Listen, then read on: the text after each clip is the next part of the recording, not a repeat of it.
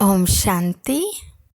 ఈరోజు మురళి డేట్ 21 ఫిబ్రవరి 2026. బాబా చెప్తున్నారు, మధురమైన పిల్లలు, నిద్రించిన మీ భాగ్యాన్ని మేల్కొల్పుకునేందుకు మీరు తండ్రి వద్దకు వచ్చారు. భాగ్యం మేల్కోవటం అనగా విశ్వానికి యజమానిగా అవ్వటం. ప్రశ్న: పిల్లలైన మిమ్మల్ని తండ్రి సమానము వివేకవంతులుగా తయారు చేయు ఆహారము లేక ఔషధము ఏది? జవాబు: మీ బుద్ధికి ఆహారము లేక ఔషధము ఈ చదువే. ఎవరు ప్రతిరోజు చదువుతారో అనగా ఈ ఔషధం తీసుకుంటారో వారి బుద్ధి పారసమైనదిగా అవుతుంది. బుద్ధివంతుల బుద్ధి అయిన పారస్నాథ తండ్రి మిమ్మల్ని తమ సమానము పారస్ బుద్ధి గలవారిగా తయారు చేస్తున్నారు. పాట: నా అదృష్టాన్ని మేల్కొల్పుకుని వచ్చాను. ఓం శాంతి. పాటలోని చరణాన్ని విన్నప్పుడు కూడా మధురమైన పిల్లలు రోమాంచితులు అవ్వాలి. సాధారణమైన పాటనే కానీ దీని సారం ఇతరులెవ్వరికీ తెలియదు. తండ్రి స్వయంగా వచ్చి పాట అర్థంను, శాస్త్రాలు మొదలైన వాటి అర్థంను తెలియచేస్తున్నారు. కలియుగంలో అందరి భాగ్యము నిద్రిస్తోందని కూడా మధురమైన పిల్లలకు తెలుసు. సత్యుగంలో అందరి భాగ్యం మేల్కొని ఉంటుంది. నిద్రిస్తున్న భాగ్యాన్ని మేల్కొల్పి శ్రీమతంనిచ్చి పురుషార్థం చేయించువారు ఒక్క తండ్రి మాత్రమే. వారే కూర్చుని పిల్లల భాగ్యాన్ని మేల్కొల్పుతున్నారు. పిల్లలు జన్మిస్తూనే వారి భాగ్యం మేల్కొంటుంది. పిల్లలు జన్మిస్తూనే మేము వారసులము అని వారికి తెలిసిపోతుంది. అదేవిధంగా ఇది అనంతమైన విషయము. కల్పకల్పం మన భాగ్యం మేల్కొని మళ్ళీ నిద్రిస్తుందని పిల్లలకు తెలుసు. పావనమైనప్పుడు భాగ్యం మేల్కొంటుంది. పావన గృహస్థ ఆశ్రమము అంటారు. ఆశ్రమము అనే పదం పవిత్రమైనది. పవిత్ర గృహస్థ ఆశ్రమంకు వ్యతిరేక పదం అపవిత్ర పతిత గృహస్థ ఆశ్రమము. ఆశ్రమము అని అనరు. అందరిది గృహస్థ ధర్మమే. ఇది జంతువుల్లో కూడా ఉంది. అవి కూడా పిల్లలకు జన్మనిస్తాయి. కావున జంతువులు కూడా గృహస్థ ధర్మంలోనే ఉన్నాయి.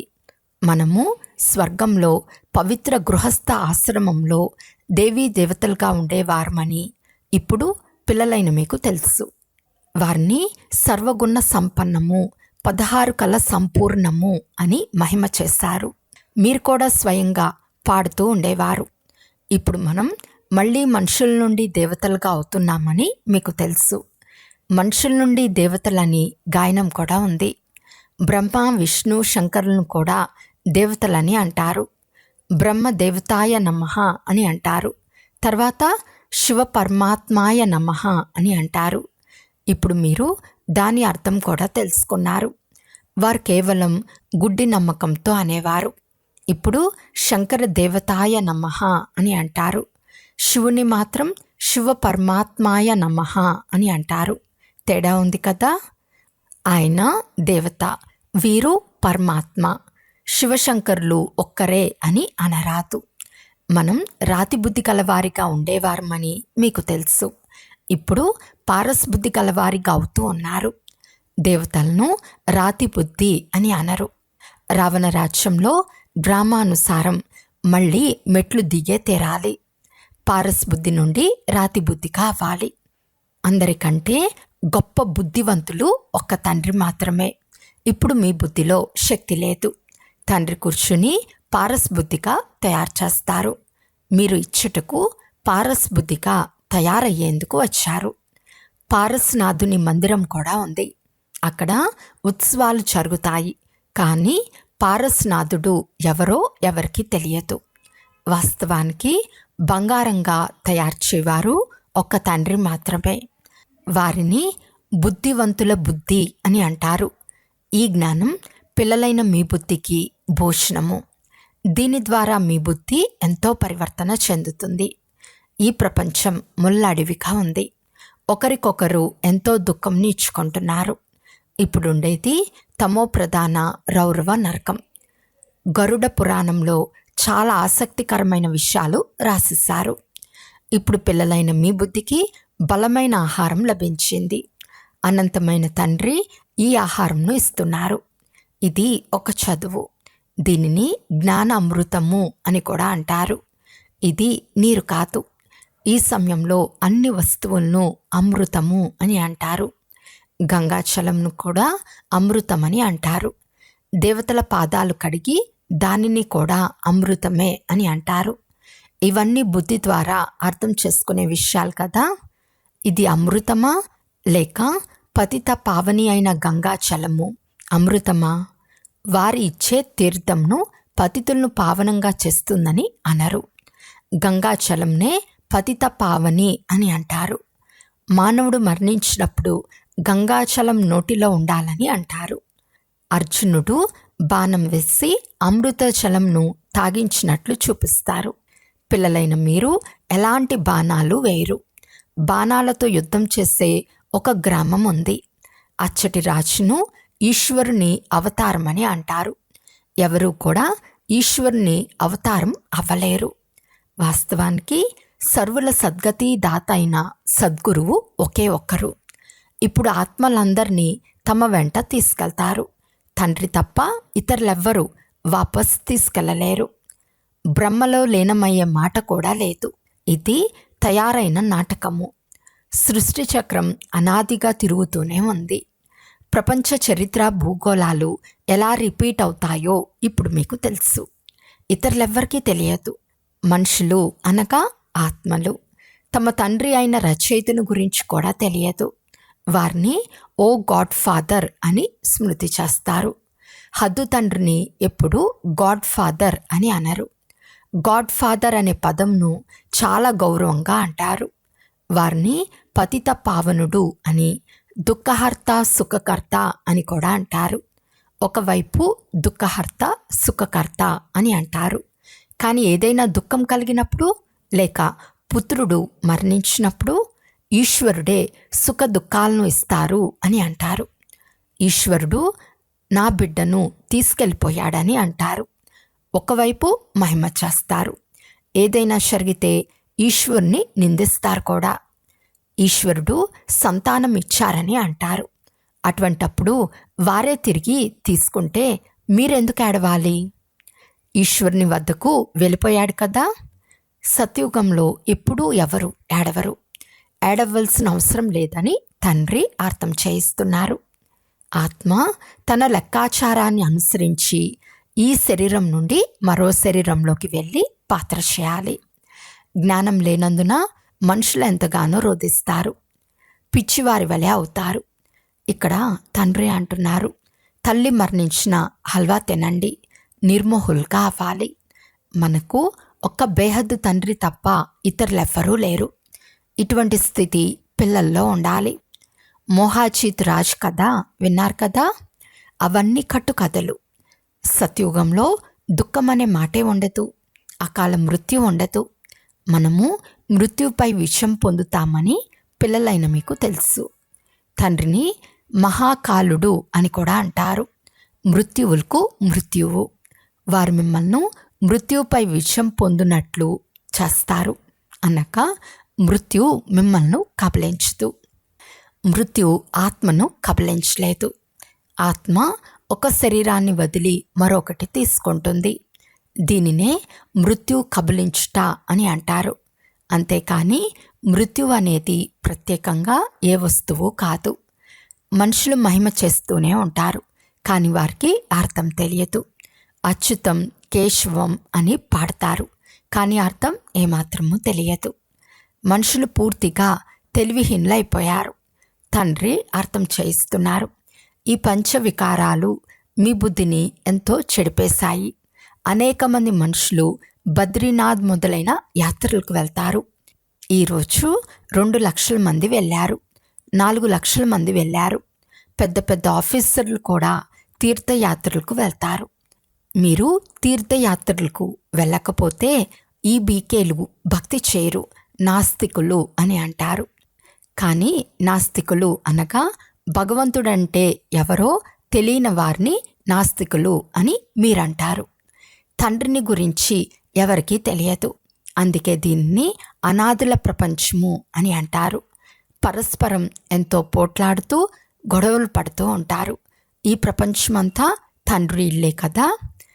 బాబా ప్రపంచంలోని పిల్లలందరినీ పతితుల నుండి పావనంగా చేసేందుకు వచ్చారు. అర్థకల్పం పవిత్ర ప్రపంచం ఉండేది కదా. రాజు రాముడే, ప్రజలు రాముడే, షౌకార్లు రాముడే అని పాడతారు కదా. అక్కడ అధర్మం ఎలా ఉంటుంది? అంతేకాక అక్కడ పులి మేక ఒకే చోటు నీరు తాగుతాయని కూడా అంటారు. అటువంటి చోటు రావణుడు మొదలైన వారు ఎలా వస్తారు? అర్థం చేసుకోరు. బయటవారు ఇటువంటి మాటలు విని హేళన చేస్తారు. ఇప్పుడు జ్ఞానసాగర్లైన తండ్రి వచ్చి మనకు జ్ఞానంనిస్తున్నారని పిల్లలైన మీకు తెలుసు. ఇది పతిత ప్రపంచం కదా. ప్రేరణ ద్వారా పతితులను పావనంగా చేస్తారా? ఓ పతిత పావన రండి, వచ్చి మమ్మల్ని పావనంగా చేయండి అని పిలుస్తారు. కావున వారు భారతదేశంలోనే వచ్చారు. ఇప్పుడు కూడా జ్ఞానసాగరుడైన నేను వచ్చానని అంటున్నారు. ఒక్క శివబాబాలో మాత్రమే జ్ఞానం ఉందని పిల్లలైన మీకు తెలుసు. ఆ తండ్రి కూర్చుని పిల్లలకు ఈ విషయాలన్నీ అర్థం చేయిస్తున్నారు. శాస్త్రాల్లో ఉన్నవన్నీ కట్టుకథలే. వ్యాస భగవానుడు శాస్త్రాలు తయారు చేశాడని అనరు. ఆ వ్యాసుడు భక్తి మార్గానికి చెందినవాడు. వీరు వ్యాసదేవుడు. వారి పిల్లలైన మీరు సుఖదేవులు. ఇప్పుడు మీరు సుఖదేవతలుగా అవుతారు. వ్యాసుని నుండి, శివాచార్యుల నుండి మీరు సుఖవారసత్వంను తీసుకుంటున్నారు. మీరు వ్యాసుని పిల్లలు. కానీ మనుషులు తికమక పడకుండా శివుని పిల్లలని అంటారు. వారి అస్సలు పేరు శివుడు. ఇప్పుడు తండ్రి అంటున్నారు, ఏ దేహదారిని చూడకండి. శివబాబా మీ సన్ముఖంలో కూర్చుని ఉన్నారు. ఆత్మను తెలుసుకోవచ్చు, పరమాత్మను కూడా తెలుసుకోవచ్చు. వారి పరంపిత పరమాత్మ శివుడు. వారే స్వయంగా వచ్చి పతితుల నుండి పావనంగా తయారయ్యే మార్గం తెలుపుతున్నారు. నేను ఆత్మలైన మీ తండ్రిని అని అంటారు. ఆత్మను అనుభూతి చేయవచ్చు, కానీ చూడలేరు. తండ్రి అడుగుతున్నారు, ఇప్పుడు మీరు మీ ఆత్మను అనుభూతి చేస్తారా? ఇంత చిన్న ఆత్మలో అవినాశి పాత్ర నిశ్చితమై ఉంది. ఇది ఒక రికార్డు వలె ఉంది. ఆత్మలైన మనం ఆత్మలైన మనము శారీర ధారణ చేశామని మీకు తెలుసు. మొదట మీరు దేహాభిమానులుగా ఉండేవారు. ఇప్పుడు మీరు దేహీ అభిమానులుగా అయ్యారు. ఆత్మలైన మనము 84 జన్మలు తీసుకున్నామని మీకు తెలుసు. జన్మలకు అంతం లేదు. ఈ డ్రామా ఎప్పుడు మొదలైందని ఎవరైనా అడుగుతారు. కానీ ఇది అనాది డ్రామా, ఎప్పుడు నాశనం అవ్వదు. దీనిని తయారైన అవినాశి ప్రపంచ డ్రామా అని అంటారు. తండ్రి కూర్చుని పిల్లలకు అర్థం చేయిస్తున్నారు. చదువు రాని పిల్లలను చదివించినట్లు చదివిస్తున్నారు. ఆత్మనే శరీరంలో ఉంటుంది. ఇది రాతి బుద్ధి వారికి భోజనము. బుద్ధికి జ్ఞానం లభిస్తుంది. పిల్లలైన మీ కొరకు బాబా చిత్రాలను తయారు చేయించారు. వీటిపై అర్థం చేయించటం చాలా సులభం. వీరు త్రిమూర్తి బ్రహ్మ, విష్ణు, శంకరులు. ఇప్పుడు బ్రహ్మను కూడా త్రిమూర్తి అని ఎందుకంటారు? దేవదేవ, మహాదేవ అని అంటారు. ఒకరికన్నా మరొకరిని పైన ఉంచుతూ ఉంటారు. కానీ అర్థం ఏమాత్రం తెలియదు. బ్రహ్మ దేవతగా ఎలా అవుతాడు? ప్రజాపిత బ్రహ్మ ఇక్కడే ఉండాలి కదా. ఈ విషయాలన్నీ ఏ శాస్త్రంలోనూ లేవు. తండ్రి అంటున్నారు, నేను ఈ శరీరంలో ప్రవేశించి ఇతని ద్వారా మీకు అర్థం చేయిస్తున్నాను. ఇతన్ని నా వానిగా చేసుకుంటాను. ఇతని అనేక జన్మల అంతిమంలో నేను ప్రవేశిస్తాను. ఇతను కూడా పంచ వికారాలను సన్యసించాడు. సన్యసించు వారిని యోగి, ఋషి అని అంటారు. ఇప్పుడు మీరు రాజ ఋషులుగా అయ్యారు. 5 వికారాలను సన్యసించారు. అందువలన మీ పేరు మార్పు చెందుతుంది. మీరు రాజయోగులుగా అయ్యారు. మీరు ప్రతిజ్ఞ చేశారు. ఆ సన్యాసులు ఇల్లు వాకిళ్ళు వదిలి వెళ్ళిపోతారు. ఇక్కడ స్త్రీ పురుషులు ఇరువురు కలిసి ఉంటారు. వికారాలకు వశమవ్వమని ప్రతిజ్ఞ చేస్తారు. ముఖ్యమైనది వికారాల విషయమే. శివబాబా రచయిత అని పిల్లలైన మీకు తెలుసు. ఆయన నూతన సృష్టిని రచిస్తారు. బీజరూపులు, సచ్చిత్ ఆనంద సాగర్లు, జ్ఞానసాగర్లు. స్థాపన, వినాశనం, పాలన ఎలా చేస్తారో తండ్రికి మాత్రమే తెలుసు, మనుషులకు తెలియదు. బీకేలు ప్రపంచాన్ని నాశనం చేస్తారని ఆలోచించకుండా అంటారు. మంచిది, మీ నోట్లో గులాబ్ జామున్. వీరు వినాశనానికి నిమిత్తులయ్యారని అంటారు. వీరు శాస్త్రాలను కానీ, భక్తిని కానీ, గురువులను కానీ ఎవరిని అంగీకరించరు. కేవలం వారి దాదాను మాత్రమే గౌరవిస్తారని అంటారు. కానీ తండ్రి స్వయంగా అంటున్నారు, ఇది పతిత శరీరం, నేను ఇందులో ప్రవేశించాను. పతిత ప్రపంచంలో ఒక్కరు కూడా పవిత్రంగా ఉండరు. మనుషులు వినిపించిన మాటలను వింటారు, అవే మాటలు మాట్లాడుతూ ఉంటారు. ఇటువంటి మాటల ద్వారానే భారతదేశం దుర్గతి పాలైంది. ఇప్పుడు తండ్రి వచ్చి సత్యాన్ని వినిపించి అందరికీ సద్గతిని ఇస్తున్నారు. అచ్చా, మధురాతి మధురమైన అపురూపమైన పిల్లలకు మాతాపిత బాప్దాదాల ప్రియ స్మృతులు మరియు గుడ్ మార్నింగ్. ఆత్మిక పిల్లలకు ఆత్మిక తండ్రి నమస్తే. ఆత్మిక తండ్రికి ఆత్మిక పిల్లల యొక్క ప్రియ స్మృతులు మరియు నమస్తే నమస్తే నమస్తే. ధారణ కొరకు ముఖ్య సారము. ఫస్ట్ పాయింట్, తండ్రి నుండి సుఖ వారసత్వాన్ని తీసుకునేందుకు సుఖంనిచ్చే దేవతగా తయారవ్వాలి. అందరికీ సుఖంనివ్వాలి. రాజఋషులుగా అయ్యేందుకు అన్ని వికారాలను సన్యసించాలి. సెకండ్ పాయింట్, చదివే సత్యమైన ఆహారం. సద్గతి కొరకు వినిపించిన మాటలను వదిలి ఒక్క శ్రీమతంనే అనుసరించాలి. ఒక్క తండ్రి ద్వారానే వినాలి. మోహాచితులు కావాలి. ఈరోజు వరదానము. తమ అసలైన సంస్కారాలను ఎమర్జ్ చేసి సదా హర్షితంగా ఉండే జ్ఞాన స్వరూప భవ. ఏ పిల్లలైతే జ్ఞాన స్మరణ చేసి దాని స్వరూపంగా అవుతారో వారు సదా హర్షితంగా ఉంటారు. సదా హర్షితంగా ఉండటమే బ్రాహ్మణ జీవితం యొక్క అసలైన సంస్కారము. దివ్య గుణాలు మీ వస్తువు, అవగుణాలు మాయ యొక్క వస్తువు. అవి సాంగత్య దోషం ద్వారా వచ్చేసాయి. ఇప్పుడు వాటికి వీపు చూపించండి. అంతేకాక తమ ఆల్మైటీ అథారిటీ యొక్క పొజిషన్పై ఉంటే సదాహర్షితంగా ఉంటారు. ఏ అసురి సంస్కారం కానీ, వ్యర్థ సంస్కారం కానీ మీ ముందుకు వచ్చేందుకు ధైర్యం కూడా చేయలేవు. స్లోగన్: సంపూర్ణత యొక్క లక్ష్యాన్ని ముందుంచుకుంటే సంకల్పంలో కూడా ఎలాంటి ఆకర్షణ ఆకర్షించలేదు. అవ్యక్త సూచన: ఏకత మరియు విశ్వాసం యొక్క విశేషత ద్వారా సఫలతా సంపన్నంగా అవ్వండి. ఏకత కొరకు గౌరవం ఇవ్వటమే గౌరవం తీసుకోవటం అనే ఆత్మిక తాయెత్తును సదా తమ వద్ద ఉంచుకోవాలి. ఈ రికార్డ్ సఫలత యొక్క అవినాశి రికార్డుగా అయిపోతుంది.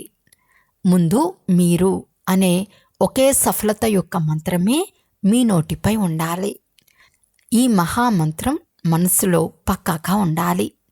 యథార్థ రూపం ద్వారా మొదట నేను అనే దానిని తొలగించి ఇతరులను ముందుకు నడిపించటమే స్వయం ముందుకు వెళ్ళటమని భావిస్తూ ఈ మహామంత్రాన్ని ముందుకు తీసుకెళ్తూ సఫలతను పొందుకుంటూ ఉండండి. ఈ మంత్రం మరియు తాయిత్తు సదాచతలో ఉంటే ప్రత్యక్షత డంకా మోగుతుంది. అచ్చా, ఓం శాంతి.